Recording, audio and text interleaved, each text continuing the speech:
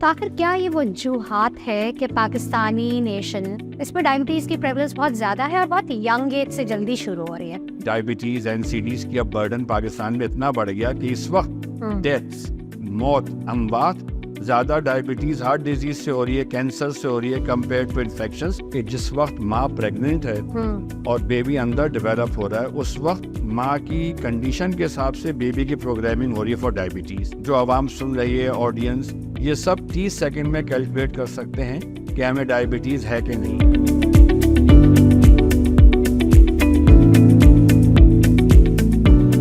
अस्सलामुअलैकुम जी, मेरा नाम डॉक्टर वजीहा है and I welcome you all to public health line. आज नवंबर के महीने में मैं आप लोगों से बात करना चाहती हूँ डायबिटीज़ के ऊपर, because as you all know कि डायबिटीज़ को मखसूस कर दिया गया है नवंबर के महीने के लिए, बल्कि एक्चुअली मैं कहूँगी नवंबर के महीने को मखसूस कर दिया गया है डायबिटीज़ के लिए, बिकॉज वी फील कि इसकी इतनी ज़्यादा दुनिया में प्रेवलेंस बढ़ती जा रही है कि एक दिन इसके लिए इनफ नहीं है। एंड इसको पूरे महीने पे अगर इसकी अवेयरनेस के ऊपर बात की जाए, सो स्टार्टिंग नवंबर आज हम आपके साथ मौजूद हैं। आज मेरे साथ हैं professor doctor Abdul Basit.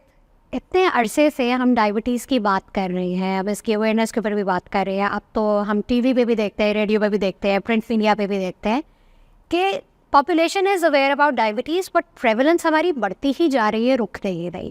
And if we compare ourselves nationally, तो इस वक्त हम टॉप 5 कंट्रीज़ में आते हैं जिसमें टाइप 2 डायबिटीज़ की प्रेवलेंस बहुत ज़्यादा है। तो आखिर क्या ये वजूहात है कि पाकिस्तानी नेशन या हमारा, अगर मैं कहूँ साउथ ईस्ट एशिया की जो पॉपुलेशन है, इस पर डायबिटीज़ की प्रेवलेंस बहुत ज़्यादा है और बहुत यंग एज से जल्दी शुरू हो रही है। तो इस पर अगर आप कुछ रोशनी फरमाएं। बात बिल्कुल सही है डॉक्टर वजिया कि ये बढ़ती जा रही प्रिवेलेंस, हालांकि अवेयरनेस बढ़ती जा रही है। असल में पूरी दुनिया में जहाँ भी आप प्राइमरी प्रिवेंशन प्रोग्राम शुरू करते हैं, उनके असरात 5, 10, 15 साल में आने शुरू। तो ठीक है, अभी अवेयरनेस हो गई। डायबिटीज़ बढ़ने की वजूहात पिछले 20 सालों में 94 से 98 में पहला सर्वे हुआ था, 2016-17 में दूसरा हुआ था। ठीक है। उसके दरमियान आप यूँ समझे डबल हो गई थी डायबिटीज, ऑलमोस्ट यस। और उस वजह से कोई प्राइमरी प्रिवेंशन की बात नहीं कर रहे थे लोग। तो क्यों बढ़ती है डायबिटीज़, वो तो हमारे सबके सामने का जब ये खुराक सही नहीं है, वर्जिश सही नहीं है, सोने के टाइमिंग सही नहीं है, खाने के टाइमिंग सही नहीं है, माशरे के अंदर स्ट्रेसेस हैं। यहाँ तक कि ये जो साइंस कह रही है कि जिस वक्त माँ प्रेग्नेंट है और बेबी अंदर डेवलप हो रहा है, उस वक्त माँ की कंडीशन के हिसाब से बेबी की प्रोग्रामिंग हो रही है फॉर डायबिटीज़। तो ये तो बहुत सारे अवामिल हैं।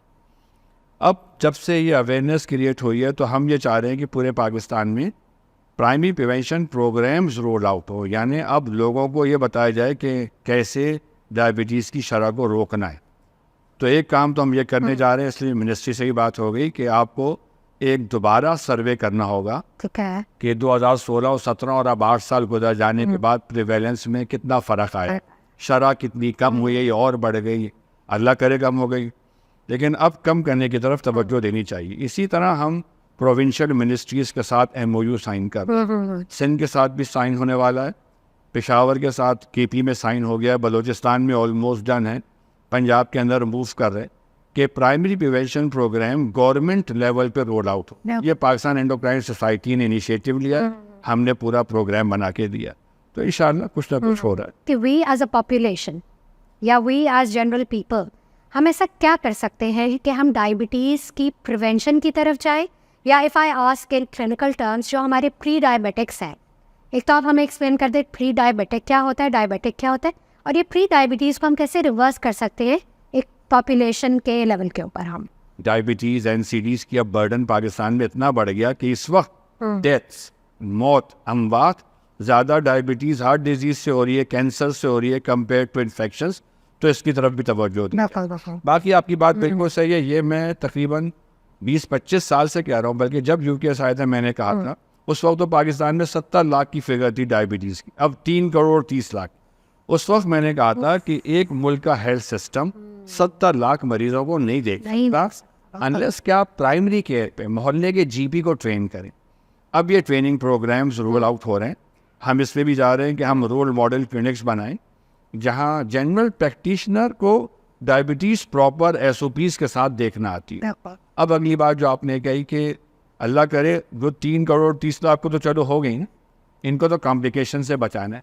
जो करोड़ों को नहीं हो नीचे उनका क्या से जो आ रहे हैं बन रहे हैं डायबिटीज, उसके लिए भी फैमिली फिजिशियन काम आएगा। सही क्योंकि जब डायबिटीज़ का पेशेंट डॉक्टर पास जाता है, अपनी बहन को, बीवी को, बच्चे को, वालिद को, किसी को लेके जाता है, उसको भी काउंसिल करने की ज़रूरत है कि आप डायबिटीज़ से बच सकते हैं सिर्फ हेल्दी लाइफ स्टाइल। इस वक्त का अगर मैं एक कोई आवाम को आपके ज़रिए मैसेज देना चाहूँगा तो ये कि वेट चेक करें। और हमारी रोज़ाना ये बहस होती, हर आदमी ये कहता है मैं बिल्कुल नॉर्मल वेट हूँ, और बल्कि डॉक्टर साहब मैं तो खुलता जा रहा हूँ।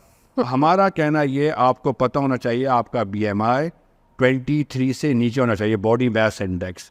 आप यूँ समझे आसान अल्फाज में अवाम उन्नास के लिए 60-70 किलो, बल्कि हमारे जिस तरह के हाइट्स हैं और एशियन जीन्स हैं और हमारा जो बॉडी स्ट्रक्चर है, 50 से 65 किलो असल में हमारे 90% पॉपुलेशन का वज़न होना चाहिए। इससे जो ऊपर है वो वन वे और द अदर ओवरवेट है, ये डायबिटीज़ के लिए प्रोन हो रहा है। इसको अपना वज़न चेक करना चाहिए, उसके लिए हेल्दी डाइट, एक्सरसाइज वगैरह, वज़न कम कर लें, डायबिटीज़ से बच जाए। एंड सर सेंट्रल ओबेसिटी बहुत सुन रहे हैं मेटाबॉलिक सिंड्रोम के अंदर। So other than just weight, जो हमारी कॉम है ख़ास तौर पे, हम ज़रा दरमियान से भारी हैं, तो इसकी वजह से भी हो सकता है। बिल्कुल, असल में सेंट्रल ओबेसिटी मैंने इसलिए जान के नहीं छेड़ा कि वेस्ट सरकमफ्रेंस होता है, वेस्ट हिप रेशो होता है, बॉडी मास इंडेक्स होता है, ये सब वो क्लिनिकल पैरामीटर्स हैं जो क्लिनिक्स में चेक होते हैं और जो रिसर्चेज में आए।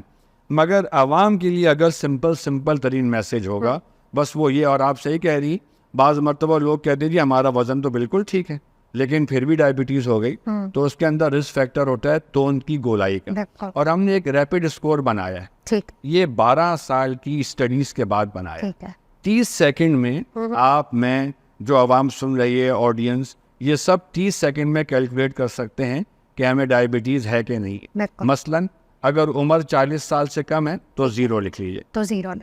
अगर 40 से 50 के दरमियान है तो 1 लिख लीजिए, 50 से ऊपर है तो 3 लिख लीजिए। अब मैं आपकी एज नहीं पूछता, मगर मेरा तो 3 ही लिखा जाएगा सीधा।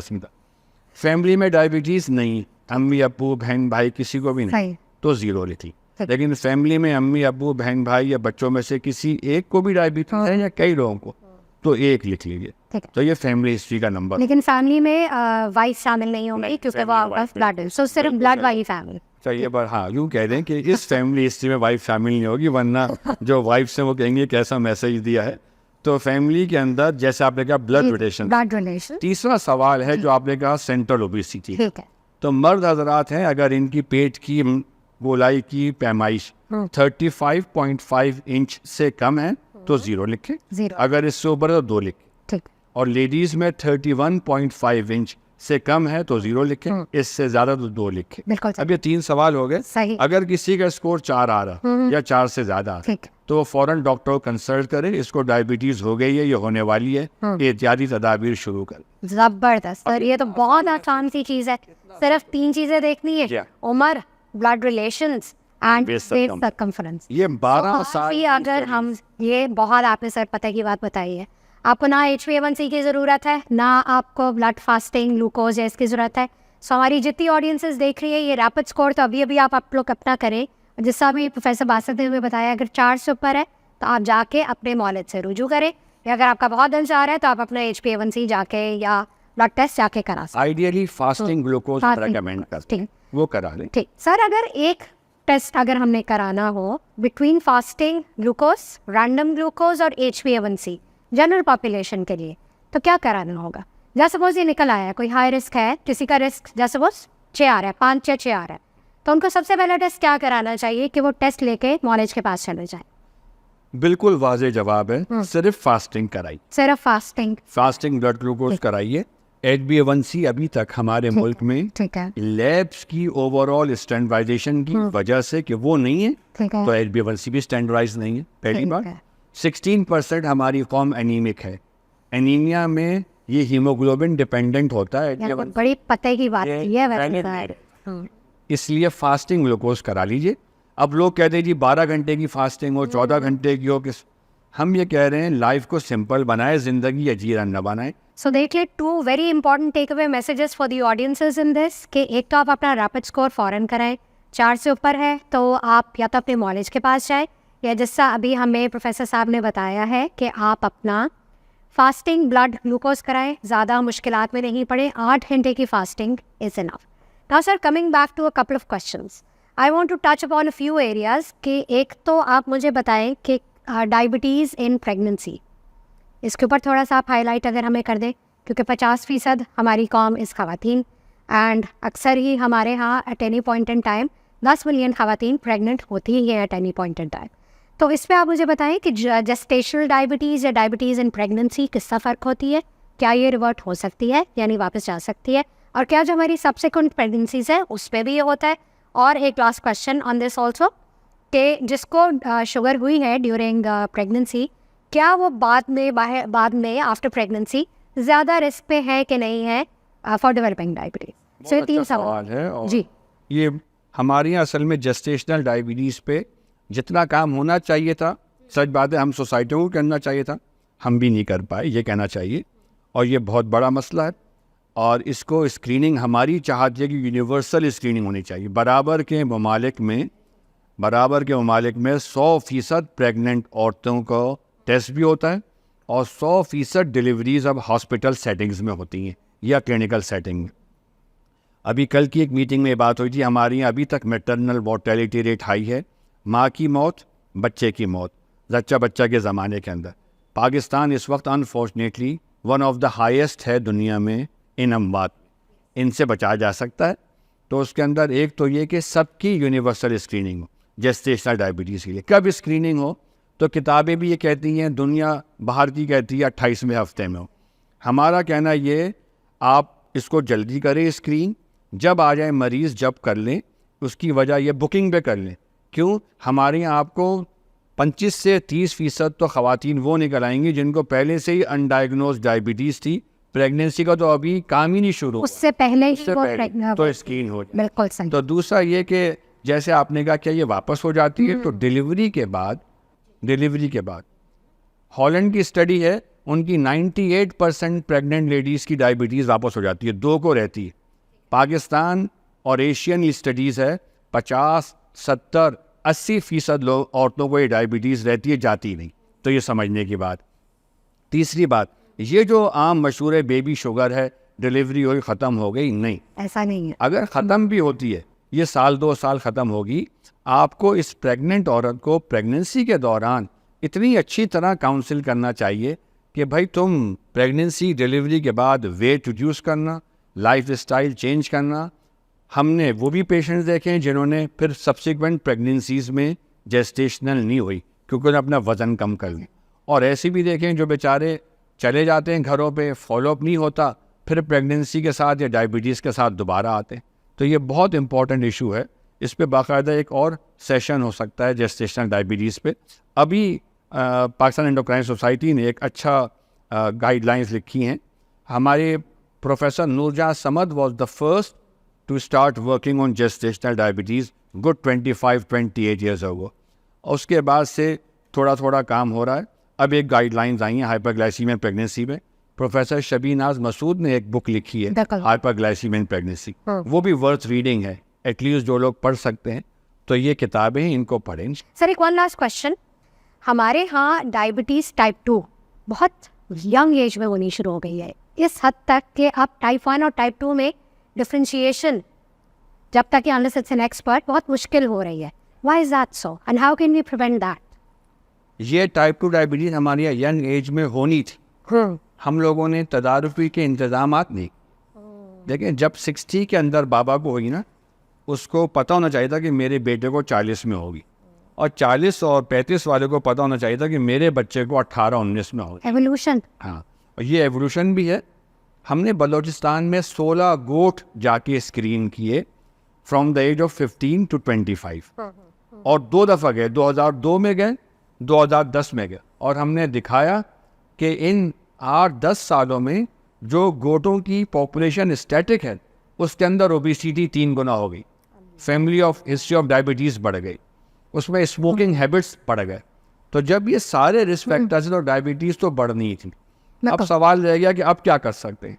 तो अगर अब कोई नेशन वाइड कैंपेन चलाई जा सकती है, तो एक तो स्कूल्स, कॉलेजेस, जो बच्चे स्कूल नहीं जा पा रहे, कहीं तो जा रहे हैं, उस एज पे कंपेन चलानी चाहिए। ठीक है। और एक हेल्दी माँ हेल्दी बेबी, तो ये कंपेन चलानी चाहिए पूरे पाकिस्तान में। बिल्कुल। इसी से आप चाइल्डहुड ओबेसिटी, अभी टास्क फोर्स काम कर रही है, उसमें एक डॉक्यूमेंट हम बना रहे हैं चाइल्डहुड ओबेसिटी। मैंने एक स्टडी की थी जो मेरी ज़िंदगी की सबसे मुश्किल स्टडी थी। स्कूल गोइंग चिल्ड्रन, 8 से 10 साल के बच्चों पास हम जाते थे, जी जी। उनके प्रिंसिपल से, टीचर से, पेरेंट्स से कंसल्ट ली हुई थी। ठीक है। उन बच्चों को स्कूल फास्टिंग बुलाते थे। ओके। आपको अंदाजा होगा कि बच्चों को स्कूल के बिल्कुल बिल्कुल। फास्टिंग बुला, उसमें हम उनकी फास्टिंग, इंसुलिन, ब्लड ग्लूकोज वगैरह करते थे। और हम बता रहे थे कि 8 से 10 साल बच्चों की प्रोग्रामिंग हुई हुई है for diabetes depending on their weight. उस वक्त मैंने 2005 में हेल्थ अथॉरिटीज़ को लिखा था कि प्लीज़ बच्चों को बचा लें डायबिटीज़ से, नस्लों को बचा लें। सो इफ़ एनी पैगाम आप देना चाहें उन माओं को, उन बच्चों को जो स्कूल को एंगेज के हैं, कि वो अपनी डायबिटीज़ इस उम्र से ही कैसे रिवर्स कर सकते हैं या एटलीस्ट प्रोग्रेशन को स्लो कर सकते हैं, तो प्लीज़ आप बताइए। शुगरी ड्रिंक्स पर टैक्सेशन की तो 3 साल से हम मुहिम चला रहे हैं। इस साल लग गया टैक्स, अल्लाह करे। लेकिन बहुत ज़्यादा लगने चाहिए, बहुत कम लगे। ठीक। नंबर 1, ये जो माओ ने और बच्चों ने तय किया हुआ है ना, बच्चा कहता है अम्मी मैं नाश्ता नहीं करता, मैं जाके स्कूल में 10-11 बजे ब्रेक में खाऊंगा, समोसा खा लूँगा। जो भी, या सैंडविच घर से भी ले जाए। जी जी। इस माँ ने अपने बच्चे को खुद ही कह दिया कि बेटा मैं चाहती हूँ तो मैं 18 साल में डायबिटीज़ हो जाए, इसलिए तुम्हें नाश्ता नहीं दे रही। ना मैं सुबह नाश्ता करूँगी ना तुम करना, मैं भी रात को लेट सोई थी।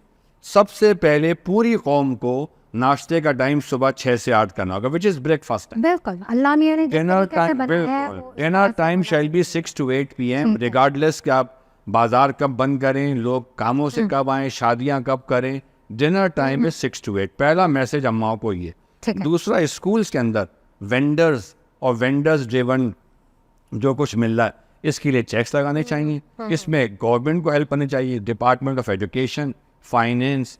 फिर तीसरा काम ये, बच्चों को एक PT का घंटा मिलता है, और वो भी हफ्ते में एक।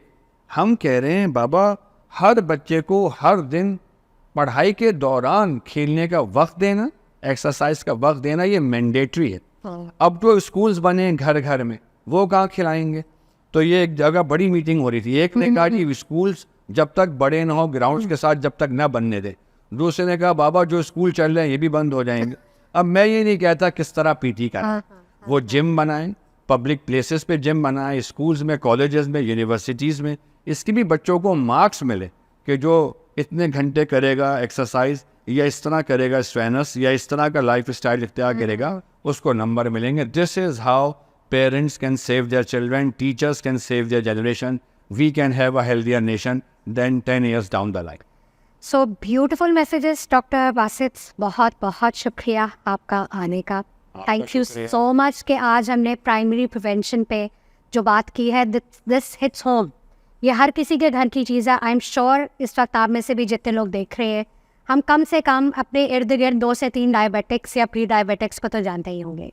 अगर आज का हमारा टेक होम मैसेज हम ले लेंगे कि अगर हम ये रैपिड स्कोर जो हमें प्रोफेसर साहब ने बताया है, हम इसी पे अमल कर लें, एंड हम अपने आप को अपना रिस्क स्कोर चेक कर लें कि हम कहाँ पे फॉल करते हैं ड्यूरिंग डायबिटीज़, और अगर हम हाई रिस्क पे आते हैं तो हम जाके अपना फास्टिक टेस्ट कराएं। माएँ अपने बच्चों को किससे प्रिवेंट कर सकती है, सर ने बहुत अच्छी बातें हमें बताई हैं। उसका रिकैप अगर मैं जल्दी से कर लूँ तो फिज़िकल एक्टिविटी बहुत ज़रूरी है, क्लीन ईटिंग बहुत ज़रूरी है, एंड औकात जिस पे हम खाना खाते हैं। सुबह का नाश्ता 6 से 8, शाम का डिनर टाइम 6 से 8 के दरमियान, क्योंकि अल्लाह मियाँ ने हमारी बॉडीज़ को जिस तरीके से बनाया है, उसकी ब्यूटी ही ये है कि इफ़ वी फॉलो नेचर तो खुद ब खुद डिजीज़ ऑटोमेटिकली निकल जाएगा। Thank you so much for joining us on Public Health 9 today, and see you next time with another episode.